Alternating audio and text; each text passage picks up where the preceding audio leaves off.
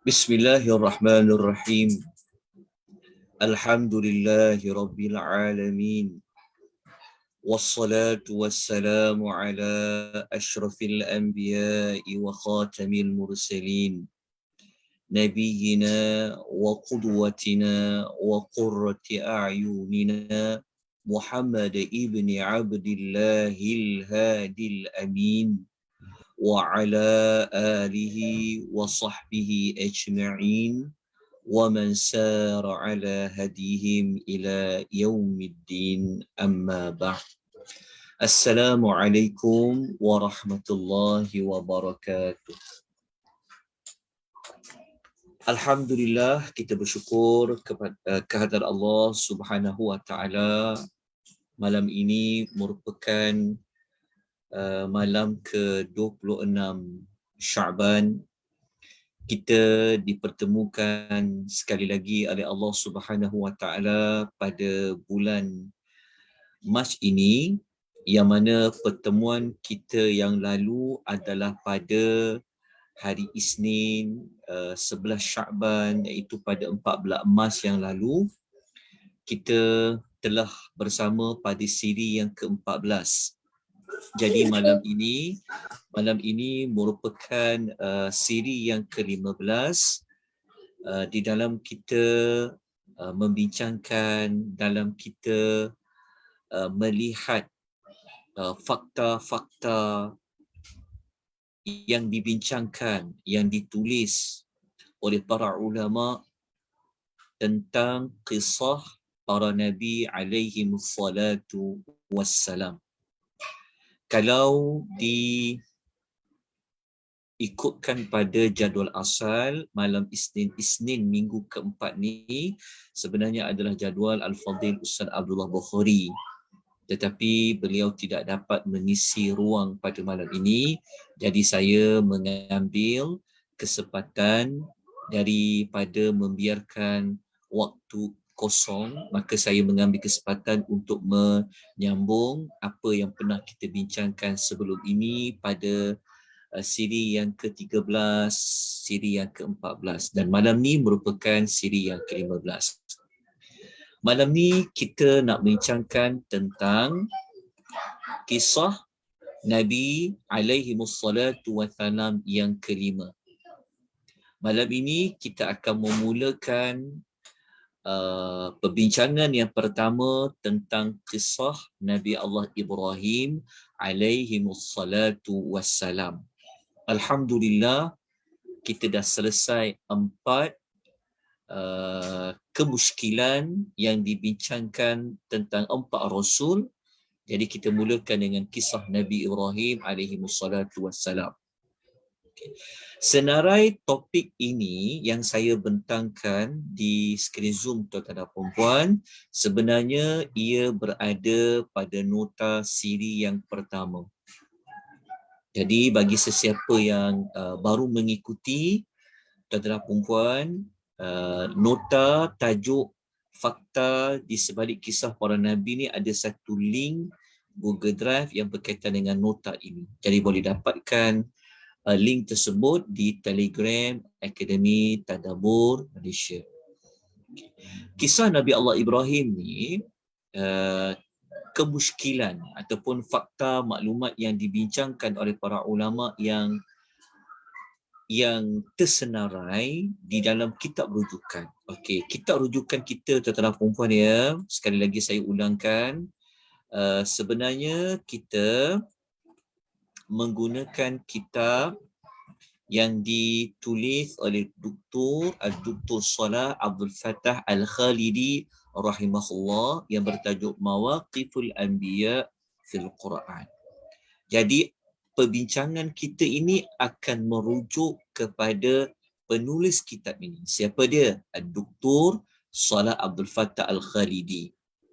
Ya, seorang ulama yang sangat alim dalam bidang Al-Quran, tafsir, banyak mengkaji, banyak menulis tentang Al-Quranul Karim. Jadi kita manfaatkan kajian yang telah dibuat oleh beliau. Jadi apa yang kita bentangkan pada setiap pemisahan ini semuanya adalah pandangan, pendapat, hasil kajian Dr. Salah Abdul Fattah Al-Khadiri. Okey. Kisah Nabi Allah Ibrahim ni kita akan bincangkan malam ni dua kemusykilan. Ada dua perkara saja kita akan bincangkan pada malam ini. Perbincangan yang pertama kita nak bincang pada malam ini adalah tentang siapakah nama ayah Nabi Ibrahim alaihi salam. Adakah nama ayahnya adalah Azar? Kerana dalam Al-Quran Azar ini adalah manusia yang tidak mahu menerima dakwah Nabi Ibrahim. Jadi adakah ayah Nabi Allah Ibrahim ini seorang yang kafir?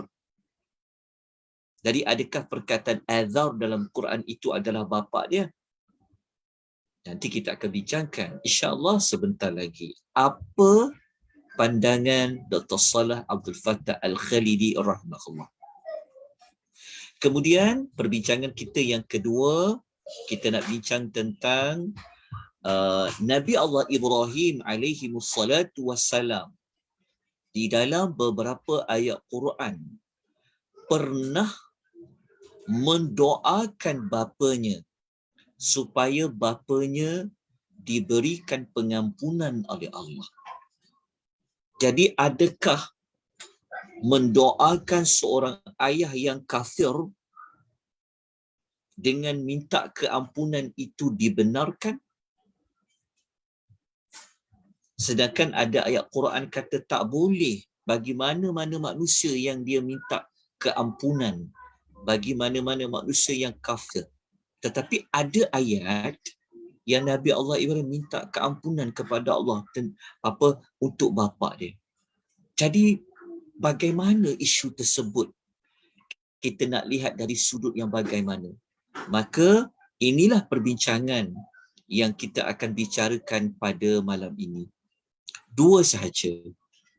Yang ketiga, sampailah yang berikutnya insya-Allah nanti kita akan sambung pada bulan Syawal, iaitu pada bulan 5. Maknanya bulan Ramadan bermula Isnin minggu depan, iaitu pada 4 Mei kita akan berhenti sementara untuk perbincangan tajuk ini. Nanti kita akan sambung semula pada bulan 5 insya-Allah. Okay, jadi kita terus pergi kepada, saya nak paparkan nota kepada tuan-tuan dan puan dalam bentuk PowerPoint yang ada dibuat edaran kepada tuan-tuan dan puan-puan.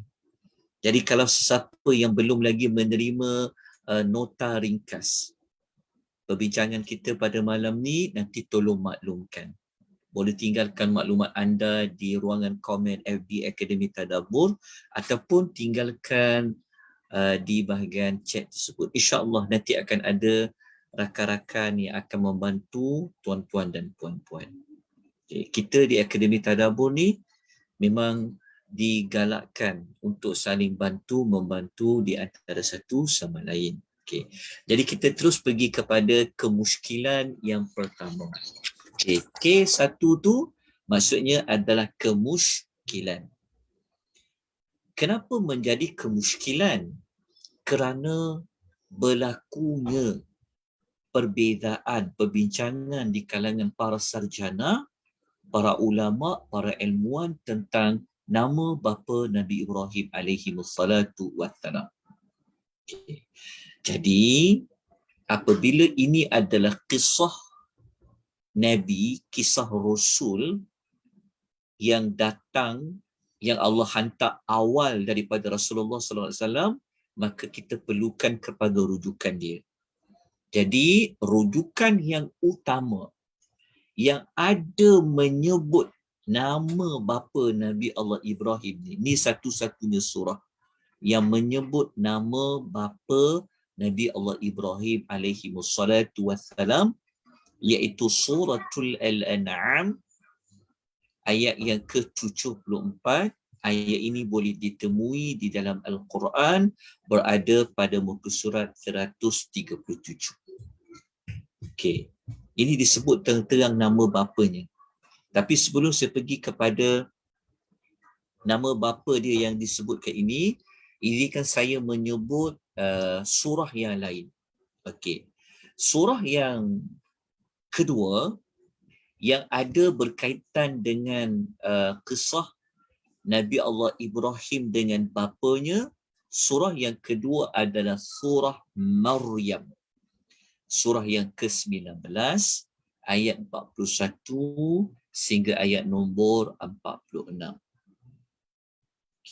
Jadi kalau kita lihat terlebih dahulu isi kandungan surah Maryam ayat 41 sehingga ayat nombor 46 di dalam Al-Quran, ke ayat-ayat ini berada pada muka surat 308. Okey, jadi kita lihat terlebih dahulu dialogs ataupun nasihat, reaksi balas antara Nabi Ibrahim dengan bapa dia. Okay. Ayat 41, Allah Subhanahu wa taala memberitahu bahawa Nabi Ibrahim ini dia adalah seorang, kata Allah Subhanahu wa taala, a'udzubillahi minasyaitonir rajim, wadhkur fil kitabi Ibrahim. Allah memberitahu bahawa ceritakanlah, ingatkanlah kepada umat-umat Nabi Muhammad ini tentang kisah Ibrahim. Yang kisah Nabi Ibrahim ada di dalam Al-Quran. Kenapa dengan Nabi Ibrahim ini? Innahu kana siddiqan nabiyya. Dia adalah seorang nabi yang benar. Dia adalah seorang siddiq, seorang yang sangat benar, dan dia itu juga seorang nabiyya. Okay. Kemudian Allah memperincikan apakah cerita lanjut kisah seorang Nabi yang benar ini. Maka ayat 42 menerangkan, idh qala li abihi, ketika dia iaitu Nabi Ibrahim berkata kepada bapanya, li abihi, kepada bapanya, dia panggil bapanya ya abati, ya abati, dia kata wahai ayahku. Okay, dalam ayat ini Nabi Ibrahim dia menyeru bapaknya, tapi dia panggil dengan penuh rasa kasih sayang. Dia kata ya abati, dia kata wahai ayah. Tetapi ayat ini tidak menyebut siapa namanya, tapi Nabi Ibrahim memanggil wahai ayahku. Lima ta'budu ma la yasma'u wa la yubsiru wa la yughni 'anka syai'a. Kenapa engkau wahai ayah menyembah benda yang tidak dapat mendengar dan tidak dapat melihat dan tak boleh tolong engkau sedikit pun? Kemudian Nabi Ibrahim menyeru lagi bapanya. Dia kata ya abati. Dia kata wahai ayahku. Okey, ku tu siapa? Ku tu Nabi Ibrahim lah. Sebab dalam ayat tu memang ada nama Ibrahim. Jadi dia kata ya abati, wahai ayahku, dia kata inni qad ja'ani minal ilmi ma lam ya'tika fattabi'ni ahdika siratan sawiyya. Dia kata kepada ayahnya, wahai ayahku, sesungguhnya telah datang kepada aku sebahagian daripada ilmu yang tak pernah datang kepada kamu. Maknanya Nabi Ibrahim mengatakan, Nabi Ibrahim ini dia mendapat wahyu, dia dapat perkara yang benar, yang ayah dia sebenarnya tak tahu. Lepas tu Nabi Ibrahim kata, maka ikutlah aku, kata Nabi Ibrahim. Maka ikutlah aku. Kalau ikut aku, kata Nabi Ibrahim, aku akan memimpinmu ke jalan yang benar. Okay, jadi kalau kita baca ayat 41 sampai 43, kita akan menemui dialogs antara Nabi Ibrahim dengan bapanya.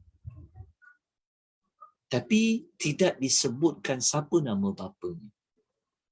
Berdasarkan ayat ni, bapa Nabi Ibrahim, agama dia apa? Kalau kita baca ayat ni, memang bapa Nabi Ibrahim, ayahku tu, nama apa bapa Nabi Ibrahim tu dia agama apa? Dia menyembah berhala dan patung lah. Sebab Nabi Ibrahim kan kata, kenapa ayah menyembah benda yang tak mendengar, tak melihat dan tak dapat menolongmu sedikit pun. Okay.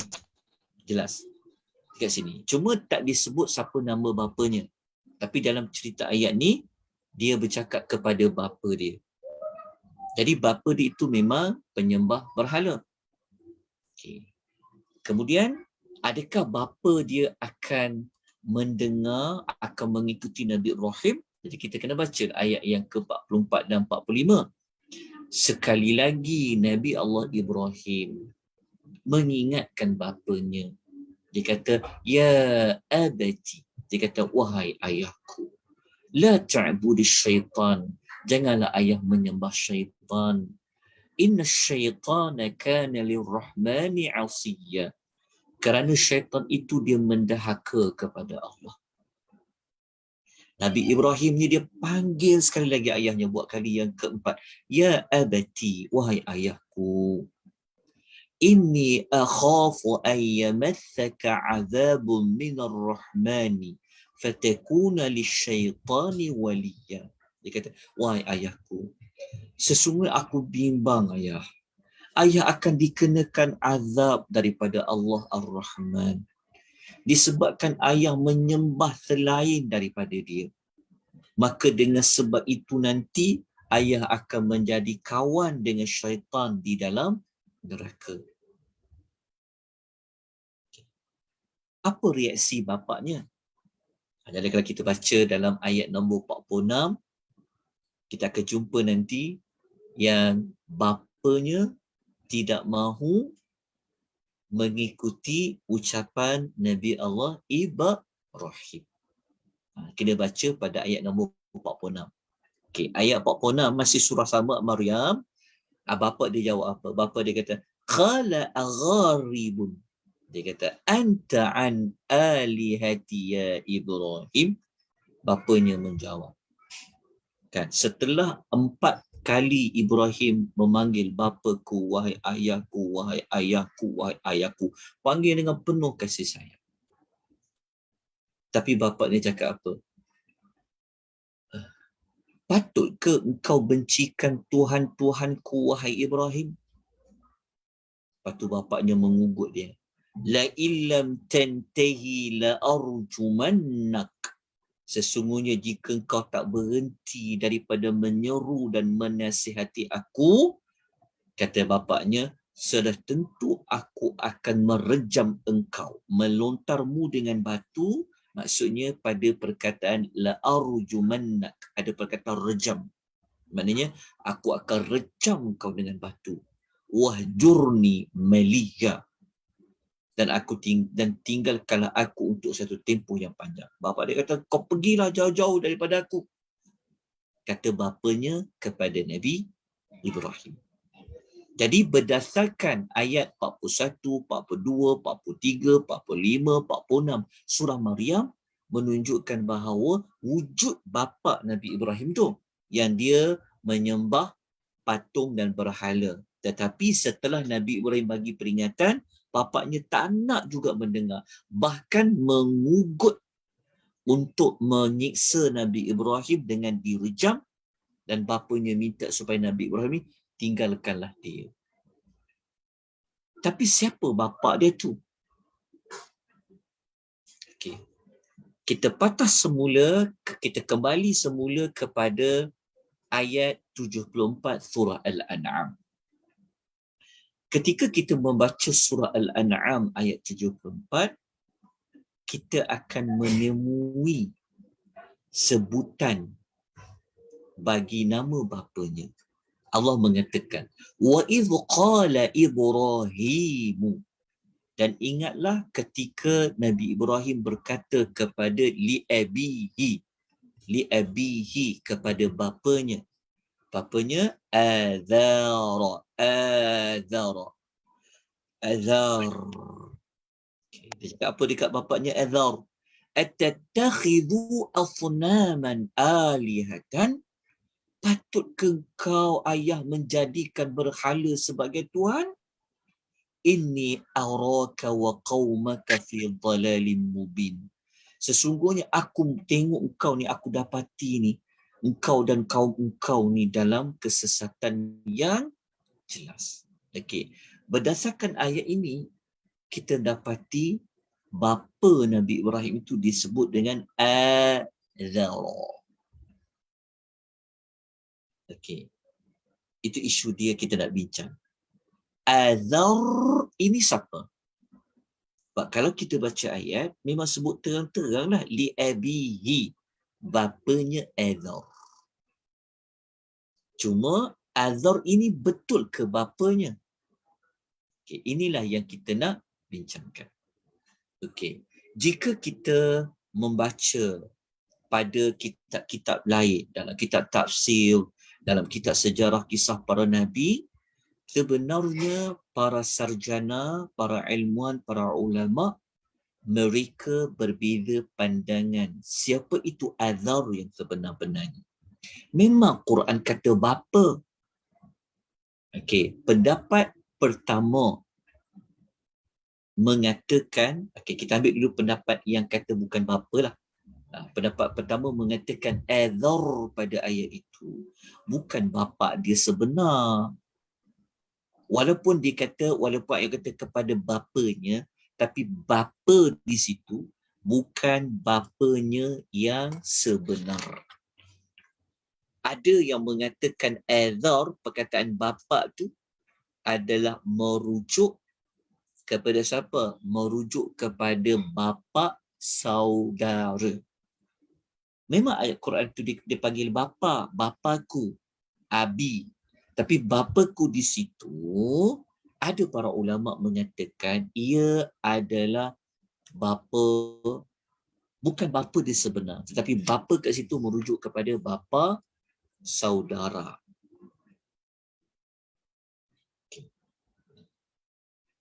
Pendapat yang kata Azar dalam ayat itu bukan bapa saudara adalah pendapat Ibnu Abbas radhiyallahu anhuma, pendapat tabi'in seperti Ibnu Musayyib, Mujahid, Ibnu Jurayj.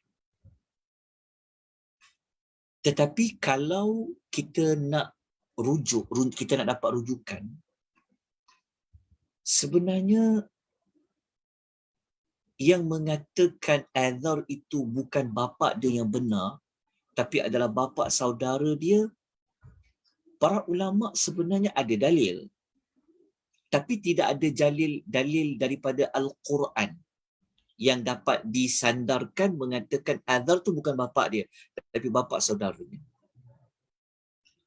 Mereka menyandarkan bahawa mereka bawa kisah, mereka datangkan contohnya dalam kisah, dalam cerita bapa saudara Nabi SAW, iaitu iaitu kisah Abu Talib, ya, yang pernah bawa Nabi pergi berniaga. Kita tahu Abu Talib adalah pak saudara Nabi Muhammad SAW. Abu Talib. Jadi para ulama dia nak kata bahawa pernah dalam sejarah hidup Nabi bapa saudara kepada Nabi Muhammad SAW menggelarkan dia itu adalah bapa. Memang kita panggil bapa saudara ada bapa, tapi memang dia mengaku dia bapa kepada Nabi Muhammad, mengambil kisah waktu Nabi nak bawa, waktu Abu Talib bawa Nabi SAW masa tu umur belasan tahun nak pergi berniaga, di tengah jalan jumpa dengan Buhairah. Yang Bukhairah ni ahlul kitab yang dia mengetahui yang dia bawa tu adalah Nabi. Maka ketika ditanya, Bukhairah tanya, ni siapa ni laki ni? Maka Abu Talib kata apa? Abu Talib dia mengatakan bahawa oh itu anak aku. Dia kata aku ni bapa dia. Dia tu anak aku. Tapi akhirnya Bukhairah kenal. Ni bukan bapa engkau ni. Okay, dia bawa kisah itu. Berdalilkan kisah tu. Tapi sebenarnya kisah Bukhairah tu sebenarnya kisah yang tidak sahih. Satu isu dah. Selepas dikaji, kat mana boleh macam mana boleh kata puncanya Azar tu bukan bapa Nabi sallallahu alaihi wasallam? Okey, kalau kita rujuk dalam sumber ahli kitab, dalam kitab-kitab lain, mereka mengatakan memang nama bapa Ibrahim tu bukan Azar. Okey, dalam kitab-kitab orang Yahudi, nama Ibrahim ni bukan bapaknya ditulis Azar, tapi dia tulis Tarah. Tarah ataupun Tarah. Ta alif ra kha ataupun ta alif ra ha. Tarah lah.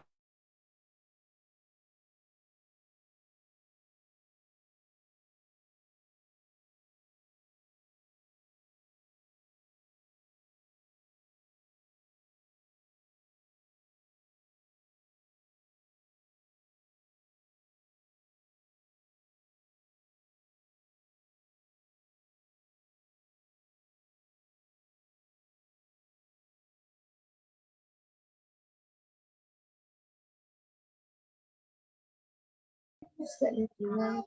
Ustaz dah keluar dah. Ustaz masuk dah.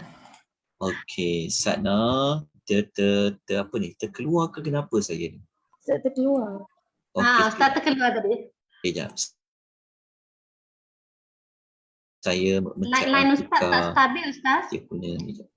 Ya, tak. Saya tukar line satu lagi.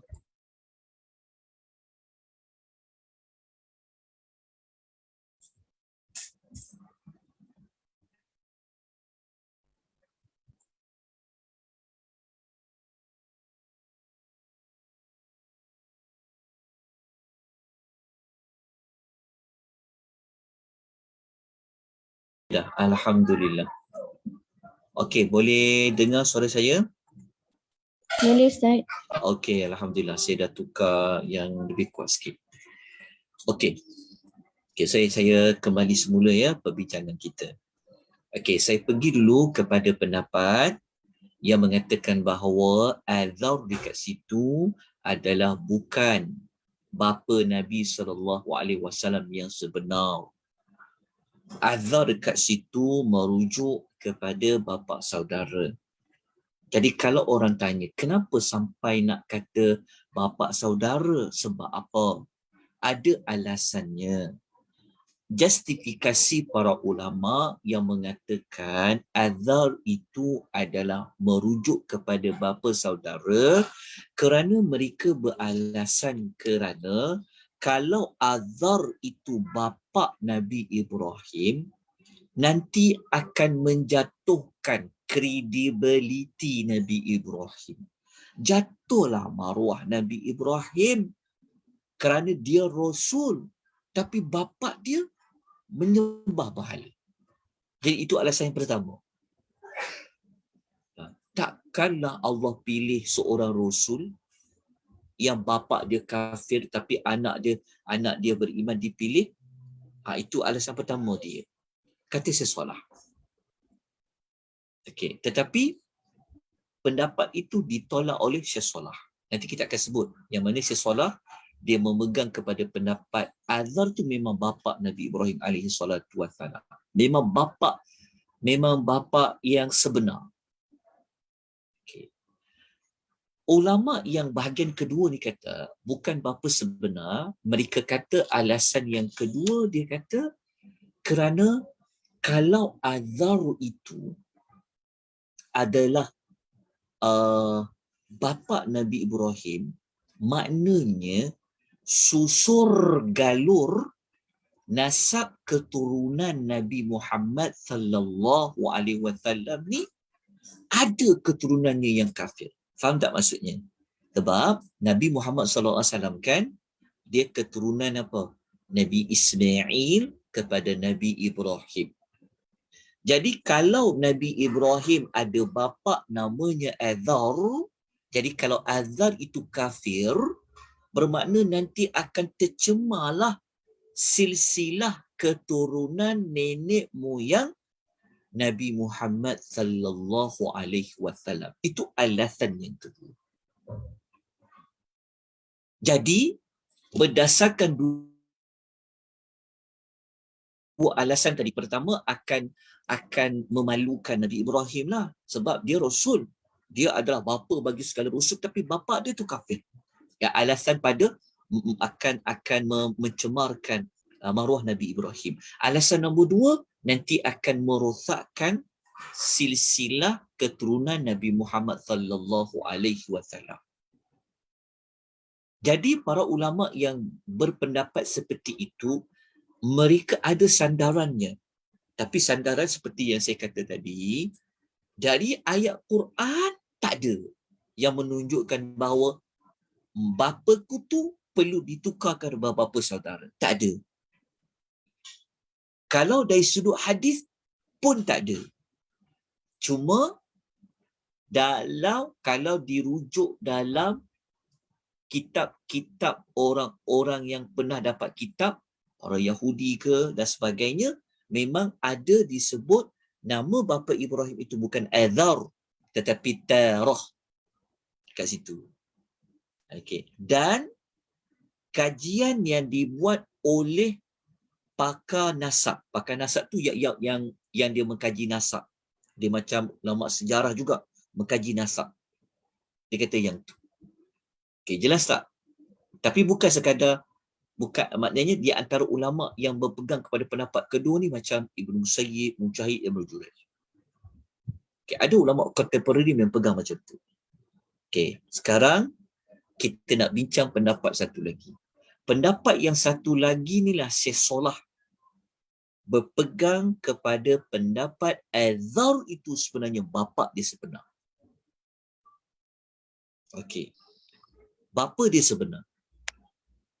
Okey. Syekh Solah kata, kajian dia, kritikan dia bagi komentar, dia kata, kalau nak kata alasan mengaibkan Nabi Ibrahim, dia kata, kenapa pula Nabi Ibrahim nak jadi aib pula?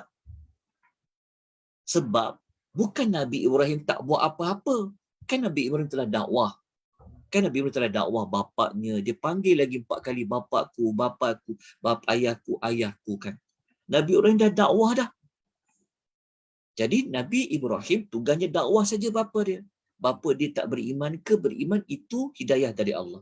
Jadi alasan pertama telah ditolak oleh Rasulullah. Pendapat kedua yang mengatakan nanti kalau Azar itu kita kata bapa Nabi Ibrahim yang kafir, jadi mencemarkan silsilah Nabi, kata Syekh Salah, itu alasan yang ghairu sahih. Dia kata tak benar. Dia kata tak benar macam tu, dia kata. Jadi itu hanyalah pada pendapat semata-mata. Okey. Syekh Salah kata, kalau kita tengok ayat Quran, memang sebut bapa. Rupa-rupanya pandangan Syekh Salah ni, dia pegang kepada yang pertama ni, pendapat yang pertama dia pegang kat sinilah. Okey, sebenarnya bukan Syekh Salah yang seorang diri yang berpegang kepada Azar tu adalah bapa Nabi Ibrahim yang sebenar. Rupa-rupanya ada di kalangan para sarjana seperti Ad-Dhahak, seorang tabi'in, As-Suddi. Bahkan, ni nama ni. Kalau contoh siapa yang belajar sejarah, antara rujukan sejarah, scholar yang memang pakar dalam bidang sejarah, dalam bidang ilmu peperangan, sejarah peperangan ni namanya Ibnu Ishaq. Ibnu Ishaq ni siapa yang belajar dalam sejarah, Ibnu Ishaq ini dia dipanggil bapa, macam istilah dia kata bapa sejarah. Kalau kita ada istilah bapa kemodenan, contoh. Jadi Ibnu Ishaq ni dia panggil Imamul Ghazi Wassiyar. Ibnu Hajar Al-Asqalani pakar hadis tu, di segi kata Ibnu Ishaq ini adalah tokoh pakar dalam bidang sejarah ni, dia kata. Tapi Ibnu Ishaq dia berpegang kepada Azhar tu bapa sebenar Nabi Ibrahim. Dan pendapat Azhar itu adalah bapa sebenar Nabi Ibrahim adalah merupakan pendapat yang dipilih oleh Al-Imam At-Tabari. Dan dipilih juga oleh Al-Imam Ibnu Kathir. Kalau siapa sebut Tabari, memang orang akan tahulah dia di antara kitab tafsir rujukan yang utama, At-Tabari, dan dia juga seorang pakar sejarah. Ibnu Kathir juga seorang yang pakar sejarah. Itu yang ada kitab, kalau kita belajar kisah-kisah para nabi kan, Qasasul Anbiya, salah satunya karangan Ibnu Kathir.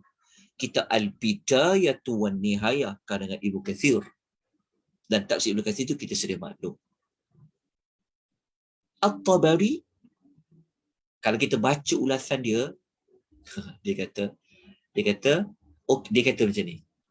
Al-Imam At-Tabari kata, dia kata okey, dia kata kalaulah nama bapa Ibrahim ni bukan Azhar, dia kata kalaulah dia ada nama lain namanya Tarah tadi kan. Kata Imam At-Tabari, boleh jadi, dia kata boleh jadi nama bapa Ibrahim ni ada dua nama. Satu Azhar, satu Tarah. Dia kata, kenapa dia kata macam tu? Boleh jadi. Sebab dia kata Al-Imam At-Tabari kata, cuba tengok Nabi Yaqub. Nabi Yaqub dia ada dua nama tak? Nabi Yaqub dipanggil Israel, dia juga dipanggil Yaqub. Jadi kata Imam At-Tabari, boleh jadi bapa Nabi Ibrahim dia ada dua. Satu namanya Azhar, satu lagi digelar Tarah. Okey. Syekh Ahmad Syakir, seorang ulama kontemporari dalam bab hadis, dia kritik kau-kau. Kalau baca dia punya kritikan, cuma saya tak bawa lah. Dia kata orang yang pegang pendapat belah sini, dia kata pendapat belah sini, dia kata tak ada dalil Quran pun yang dia rujuk.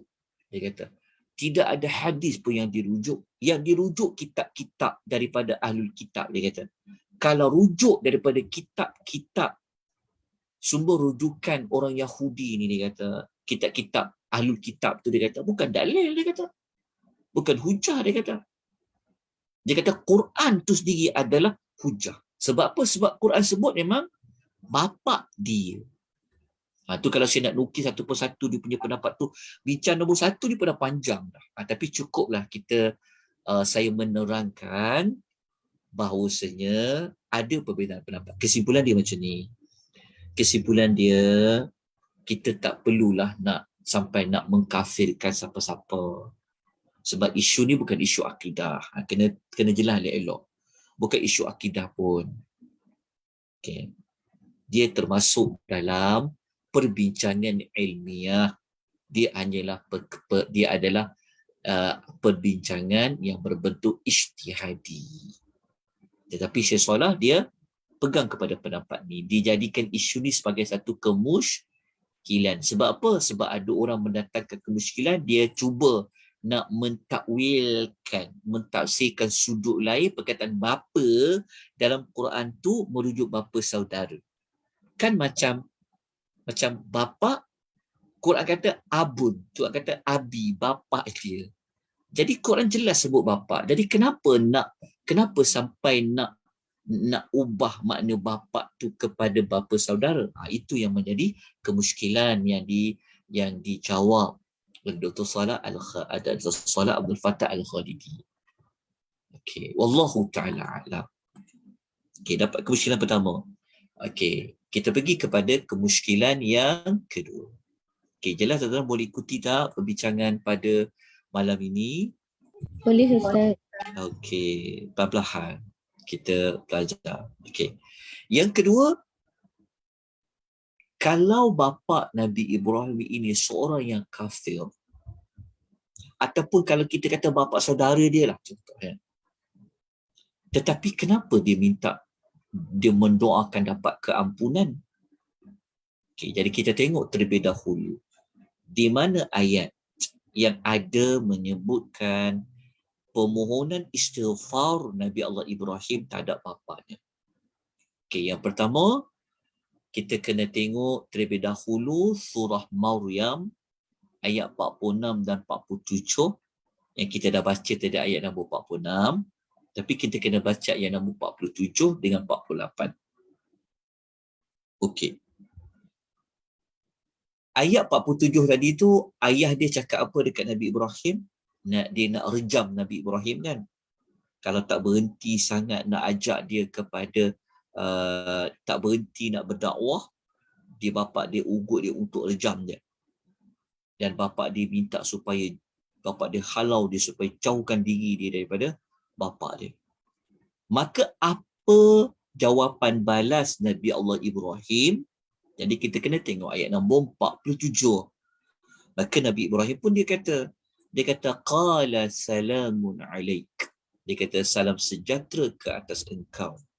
Ini kita boleh gunakan ya kalau ada orang dia tak nak dengar cakap kita cakap benda betul, degil juga, bahkan ugut kita pula macam-macam, kita kata assalamualaikum. Macam tu. Nabi Ibrahim kata apa? Assalamualaikum. Salam sejahtera ke atas kamu. Okey. Lepas tu Nabi Ibrahim dia kata macam. Dia kata sa'astaghfiruka laka rabbi. Nampak tak dia kata? Dia kata aku akan. Nampak dia kata aku akan memohon. Sa'astaghfiruka laka rabbi. Dia kata aku akan memohon kepada Tuhanku agar mengampuni dosamu. Okay, kita kena tahu ayat ni. Jadi Nabi Ibrahim kata, aku akan memohon kepada Tuhanku supaya Tuhanku mengampuni dosamu. Mu tu siapa? Mu ni merujuk kepada bapa dia yang kafir itu. Okay, kalau kita rujuk ayat ni, Nabi Ibrahim memang akan mendoakan bapanya mendapat keampunan. Okey. Jelas ayat ni menunjuk Nabi Ibrahim mendapat keampunan. Okey. Ada soalan nak tanya ke apa ni? Okey, nanti boleh tanya kejap lagi. Okey. Kita lanjutkan lagi. Okey.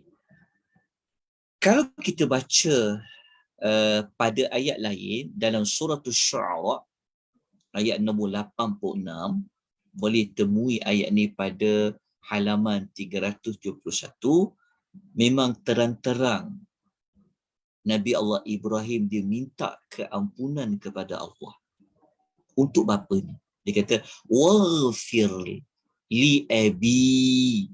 Dia kata ampunkanlah bapaku. Innahu kana minadh-dhalin. Kerana sesungguhnya dia adalah di kalangan orang yang sesat. Jadi kalau kita baca surah Asy-Syu'ara ayat 86 ni, jelas menunjukkan Nabi Ibrahim minta ampun untuk bapanya. Sedangkan bapa dia adalah di kalangan orang yang sesat. Boleh ke kita nak doa supaya Allah bagi rahmat, bagi keampunan kepada orang yang kafir? Itu menjadi kemuskilan yang nak dibincangkan pada malam ini. Okay. Maka apa jawapan dia? Okay. Sedangkan, okay, kita baca satu lagi ayat. Sedangkan dalam surah Taubah ayat 113 dengan ayat nombor 114, boleh jumpa kedua-dua ayat ini muka surat 205 dalam Quran. Allah mengatakan makana linabiyyi walladzina amanu ay yastaghfiru lil musyrikina walau kanu ulil qurba min ba'di ma tabayyana lahum annahum ashabul jahim. Allah mengatakan tidak dibenarkan, tak boleh bagi nabi dan orang yang beriman meminta ampun bagi orang yang musyrik. Sekalipun orang yang musyrik itu kaum kerabat sendiri. Maksudnya Tuhan kata tak boleh mana-mana para nabi ke, orang beriman ke, dia minta ampun untuk orang yang mensyirikkan Allah. Sekalipun orang yang diminta ampun itu adalah darah dagingnya sendiri. Setelah nyata bagi mereka tu orang yang mendoakan keampunan itu, bahawa orang musyrik itu ialah penghuni neraka. Maknanya dia memang dalam keadaan kafir. Allah kata tak boleh. Sekalipun para nabi yang minta. Apatah lagi orang yang beriman. Tapi ayat ni dia akan jadi kontradik kan. Dia akan jadi macam akan berlaku pertembungan. Kenapa pula? Tapi Nabi Ibrahim minta tu. Nabi Ibrahim cakap, aku akan meminta keampunan kepada Tuhanku agar mengampuni dosamu. Sesungguhnya dia sentiasa melimpahkan kemurahan ihsannya kepadaku. Okay. Kenapa sebenarnya? Ni yang jadikan kemuskilan. Okey. Sebenarnya Nabi Allah Ibrahim waktu dia cakap dia akan memohon keampunan kepada Tuhanku, Nabi Ibrahim minta ampun dah. Nabi Ibrahim dah minta ampun dah. Dia cakap dah apa yang dia janji dekat bapa dia yang dia akan meminta ampun, dia dah minta ampun dah. Dia dah mintakan dah kepada Allah seperti mana surah Asy-Syu'ara. Jadi kenapa? Sedangkan At-Taubah kata tak boleh. Bagi mana-mana para nabi orang beriman minta ampun untuk kaum kerabat yang dia nyata dia musyrik. Jadi macam mana kita nak jelaskan kemuskilan? Kita baca Al-Quran pun kita tak perasan. Tapi kenapa? Okey. Syekh Salah rahimahullah mengatakan Nabi Ibrahim dia kata dia nak minta ampun ni, kan kita tahu setelah Nabi Ibrahim berdakwah, betul tak? Nabi Allah Ibrahim dia selepas dia berdakwah, setelah dia cakap bapaknya dengan panggil 4 kali ayahku, ayahku, ayahku, ayahku. Kan, tapi bapak dia tak nak terima, bapak dia nak ugut, nak rejam dia, nak halau dia tu. Kan. Lepas tu kenapa Nabi Ibrahim kata aku akan minta ampun kepada Tuhanku, supaya Tuhanku mengampunkan engkau wahai bapa. Okey.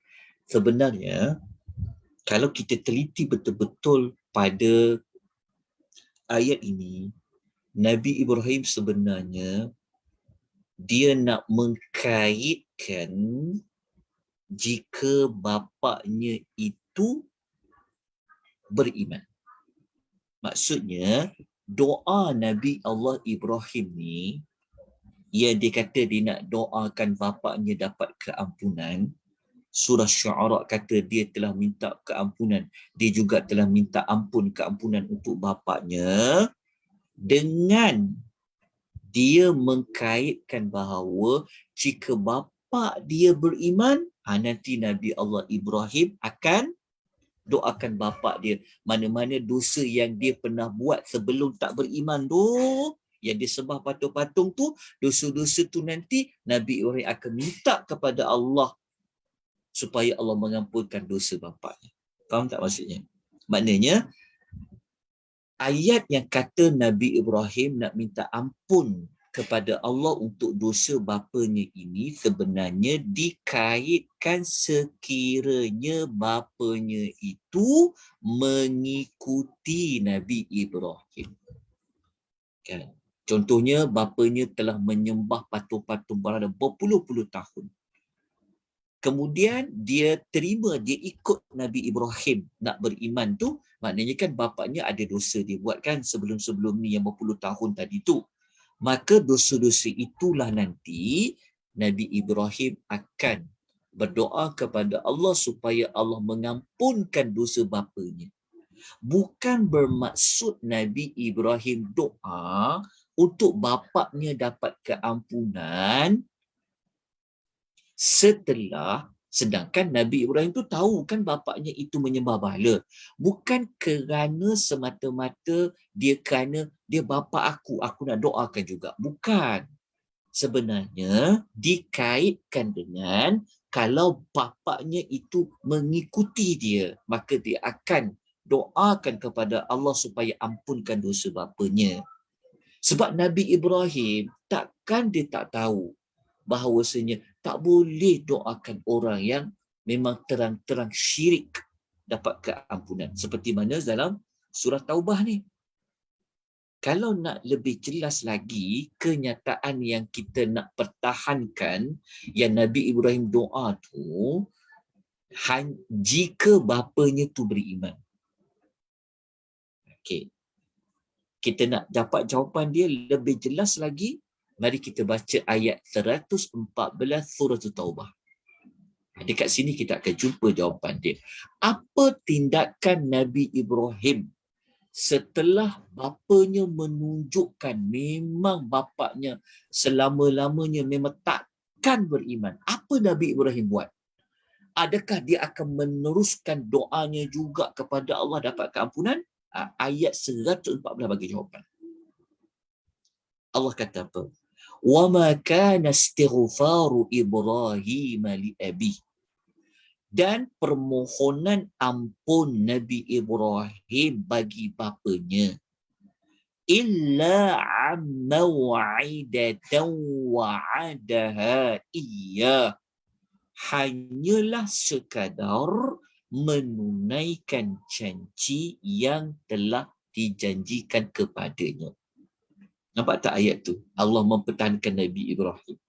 Allah bagi tahu Nabi Ibrahim dia pernah minta ampun untuk bapanya. Tu kita tak boleh tolak sebab surah Syu'ara menyebutkan dengan jelas. Okey, tetapi kenapa Nabi Ibrahim minta ampun untuk bapanya sedangkan bapanya itu dalam kemusyrikan?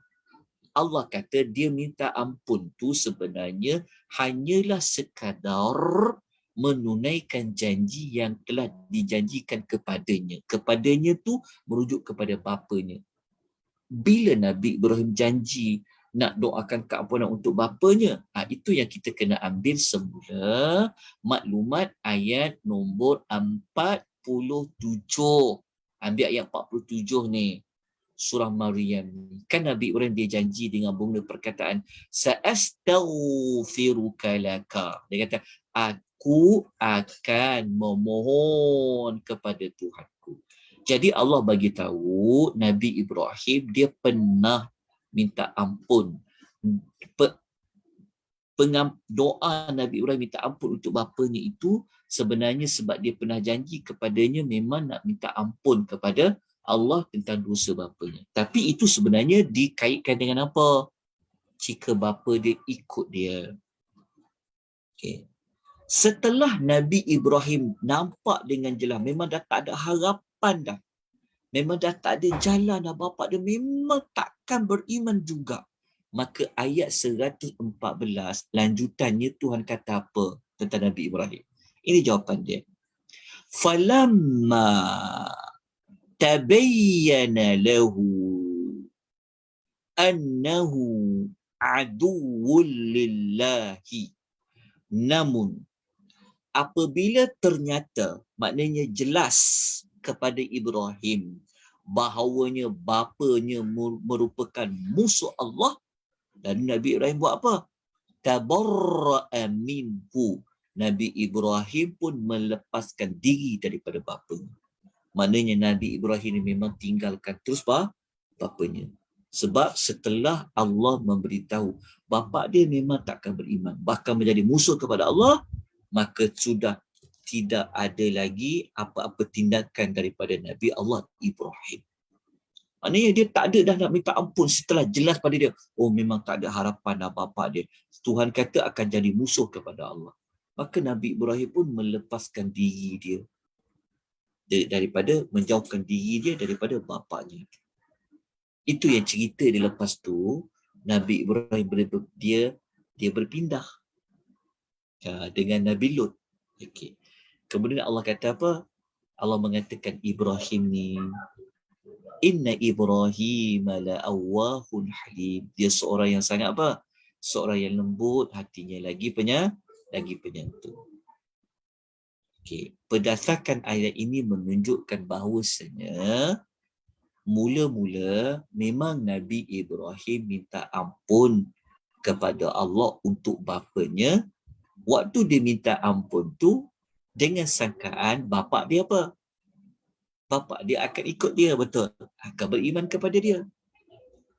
Tetapi setelah jelas memang bapaknya takkan beriman dah kepada Nabi Ibrahim menjadi Musa Allah, maka sudah tidak ada lagi doa nak minta pengampunan kepada Allah tentang apa yang bapanya telah lakukan.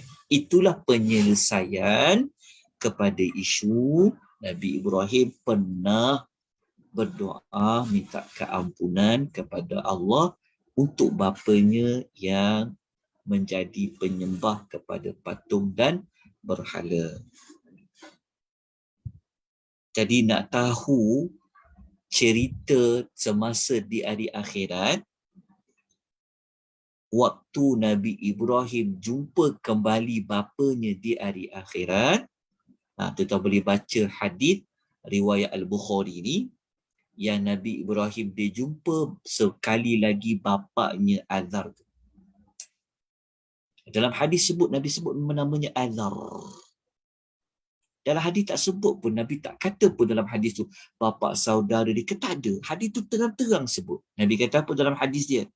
Nabi SAW bersabda, Nabi kata, yalqa Ibrahimu abahu Azara yawmal qiyamati wa ala wajhi Azara qataratun wa ghabaratun. Jadi Nabi SAW bersabda, Nabi Ibrahim AS akan jumpa ayahnya Azar yang wajahnya lusuh penuh dengan debu pada hari kiamat. Maka Nabi Ibrahim pun cakap dekat ayah dia, kan aku dah cakap kepadamu, jangan kamu membangkang kepadaku. Barulah ayah dia jawab, sekarang aku tak bangkang lagi kepadamu. Okay, kita dah jelas tak dekat sini? Menunjukkan bahawasanya memang Nabi Ibrahim ini dia mengetahui setelah Allah bagi tahu bahawa bapanya memang tidak akan beriman dengan dia. Maka bertemulah sekali lagi Nabi Ibrahim dengan bapanya di hari akhirat. Ini hadis ni sebut tentang syafaat. Kisah Nabi Ibrahim dengan bapanya.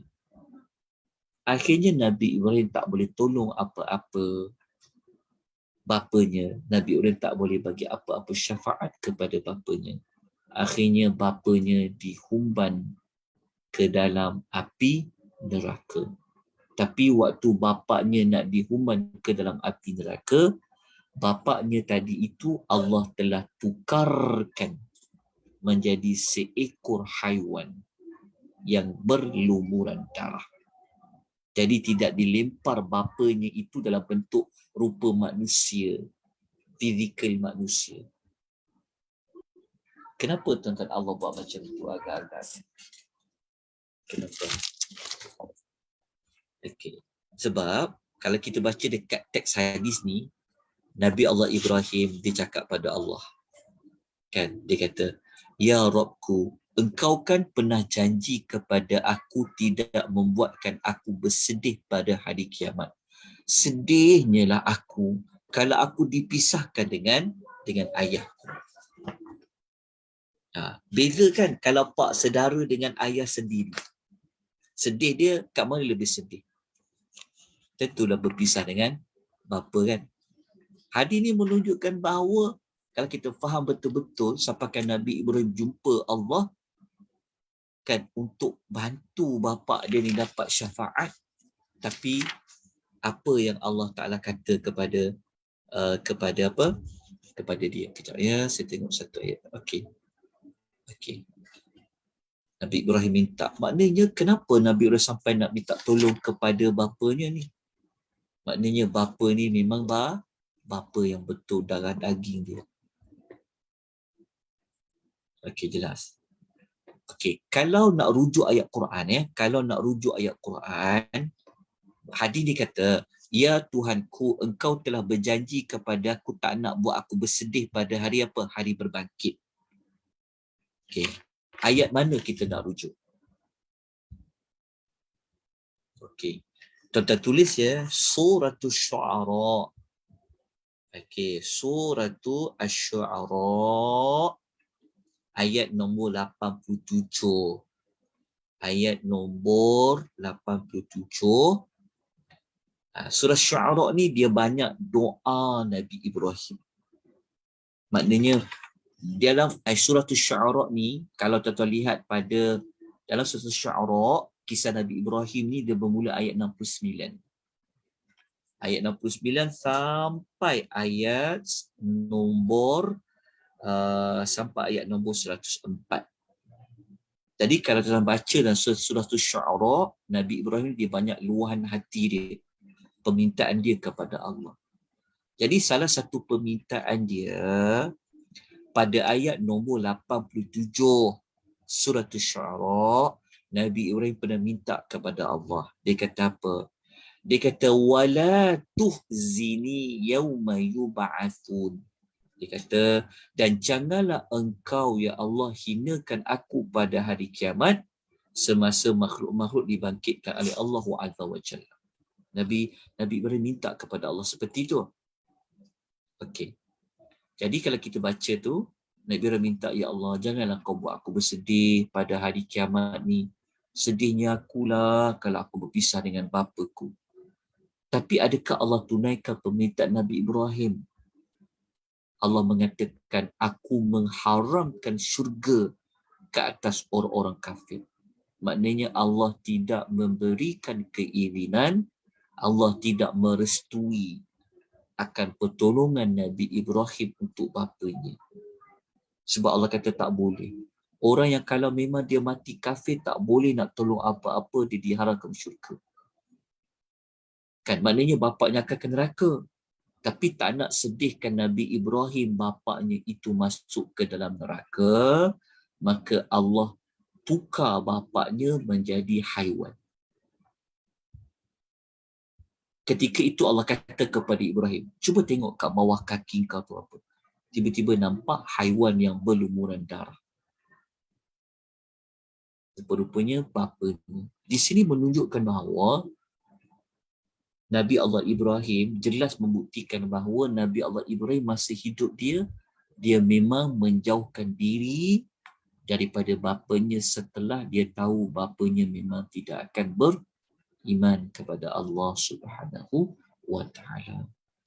Jadi selesailah dua kemusykilan yang dibicarakan oleh Dr. Salah Abdul Fattah Al-Khalidi dalam kitabnya Mawaqiful Anbiya. Ada apa-apa persoalan yang boleh saya jawab? Okey. Ada. Kita boleh bertanya ya, kalau ada soalan. Okey. Jelas tak tuan-tuan dan puan-puan? Boleh faham? Boleh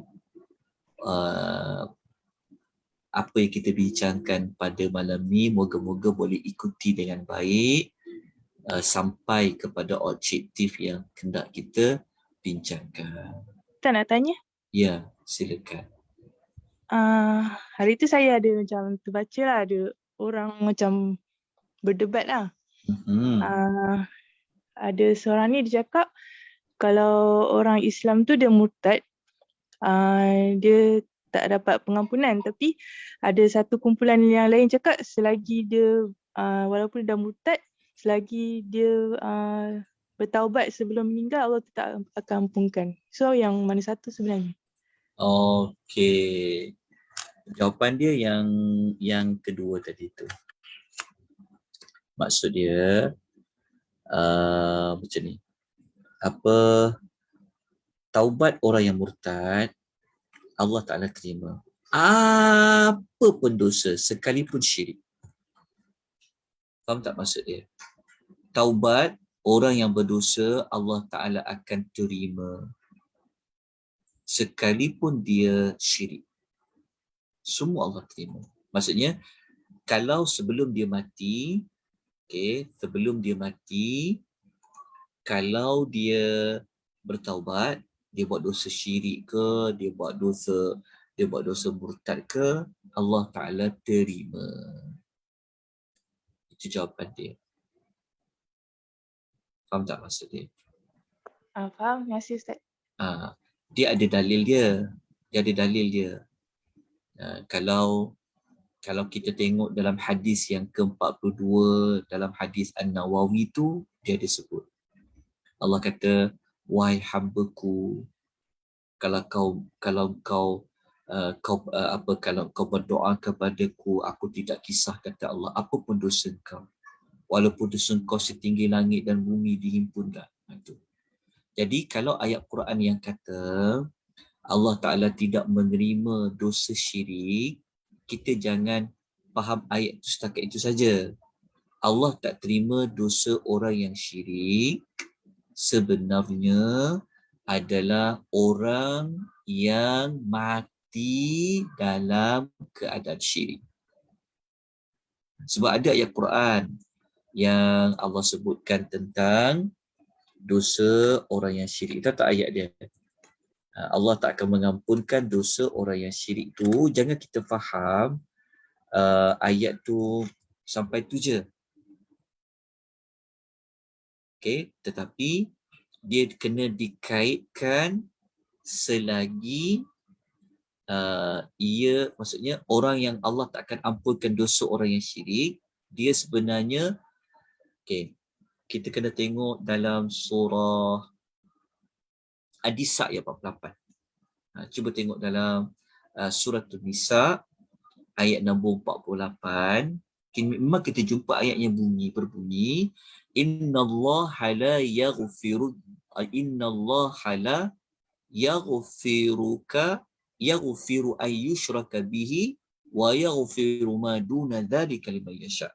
Sesungguhnya Allah tidak akan mengampunkan dosa syirik dan Allah akan mengampunkan dosa yang lain. Okey. Jawapan dia adalah ayat tadi tu ia bukan dibaca sekadar itu saja, tetapi ia dikaitkan Allah tak ampunkan dosa syirik. Dosa lain Allah ampunkan, maksudnya adalah dosa syirik yang tidak berhenti dilakukan sampai dia mati. Maksudnya kalau orang mati dia tak buat syirik ke Allah. Contohnya dia mati dalam dosa dia mencuri ke, dosa dia bunuh orang ke, contoh kan. Dosa tu Allah akan ampunkan nanti hujung dia. Tapi kalau orang buat syirik, dia mati dalam syirik, sampai bila-bila lah dia akan masuk neraka, dia tak akan dapat pengampunan. Sampai bila-bila. Macam kes bapa Nabi Ibrahim tadi itulah. Sampai bila-bila dosa tak akan diampunkan bagi orang yang syirik. Itu maksud dia. Tapi kalau dosa lain, selain daripada syirik, Allah akan berikan pengampunan. Sekalipun orang tu diazab, sekalipun Allah tu diazab di hari akhirat, tapi sampai satu masa, dia akan diampunkan. Tapi kalau syirik, sampai bila-bilalah tidak akan mendapat pengampunan kepada Allah, seperti mana ayat yang Allah kata dalam surah An-Nisa ayat yang ke-48 tu. Okey, jadi kalau dosa orang murtad, dia murtad berulang-ulang kali sekalipun, tapi dia sempat bertaubat, selagi mana syarat-syarat taubat itu dipenuhi, Allah akan terima taubatnya. Okey, jelas? Ada sebarang pertanyaan lain? Silakan Tuan kalau ada pertanyaan lain. Okey, kalau tiada, saya berhenti dengan kadar ini. InsyaAllah kita bertemu kembali pada bulan Syawal, pada bulan yang pada bulan 5 untuk kita menyambung kembali siri yang ke-16. Kita akan bincang kembali beberapa lagi kemusykilan yang dikaitkan dengan kisah Nabi Allah Ibrahim. Kalau kita tengok dalam silibus, kita akan belajar yang ni. Nanti kita akan belajar pada bulan 5 nanti cerita tentang Nabi Ibrahim kan waktu dia tengok bintang kan dia cakap apa? Oh, ni Tuhan aku. Kan dia cakap kan. Kenapa Nabi Ibrahim cakap matahari Tuhan dia, bulan tu Tuhan dia. Sedangkan dia tu Nabi. Takkanlah Nabi ni dia pernah buat syirik Kita akan bincangkan. Itu di antara perbincangannya yang pada isu yang ketiga. Kita faham tak persoalannya? Kalau kita tengok dalam surah Al-An'am kan Nabi Allah Ibrahim ketika dia melihat kaukabah bintang kan dia cakap, oh inilah Tuhanku. Jadi timbul persoalan, maksudnya Nabi Ibrahim ni dia pernah jadi syirik lah. Sebab dia pernah cakap, dia pernah nampak bintang, dia tengok bintang, dia cakap bintang tu Tuhan dia. Ini kita akan bincangkan. Adakah benar Nabi Allah Ibrahim pernah jadi syirik? Kerana dia pernah berkata, dia tengok bintang, dia kata itu Tuhanku. Apabila dia tengok bulan pula, dia kata itu Tuhanku. Apabila dia tengok matahari, dia cakap itu Tuhanku. Oh, ni lebih besar ni. Dalam surah Al-An'am ayat 75 dan 79. Inilah kemusykilan kalau kita tidak bincang dia, kita tidak bicarakan dia nanti, akan menyebabkan ada orang berfikir rupanya Nabi-Nabi, Rasul yang Allah pilih ni pun mereka pernah melakukan kesyirikan. Tapi sebenarnya tidak. Sebab tu kita kena memahami apa makna ayat itu. Itu kita tak bincang malam ni lah. Kita bincang nanti insya-Allah pada bulan 5 yang akan datang. Jadi semoga tajuk seperti ini dapat mengukuhkan lagi pengetahuan kita tentang kisah para Nabi.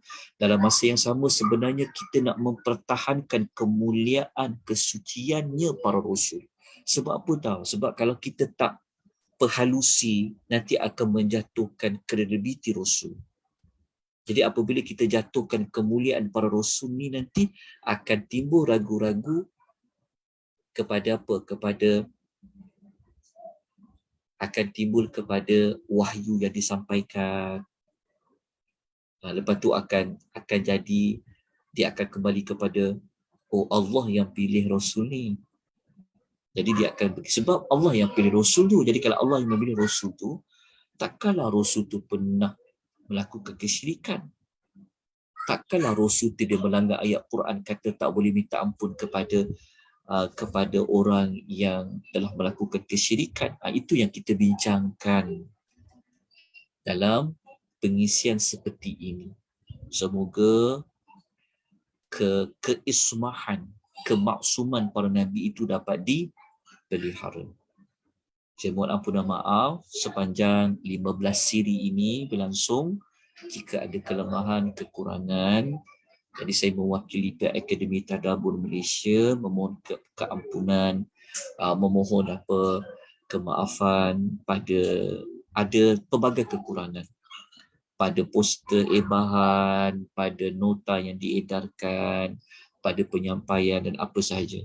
Kalau ada mana-mana kenyataan saya yang tersalah, tolong maklumkan.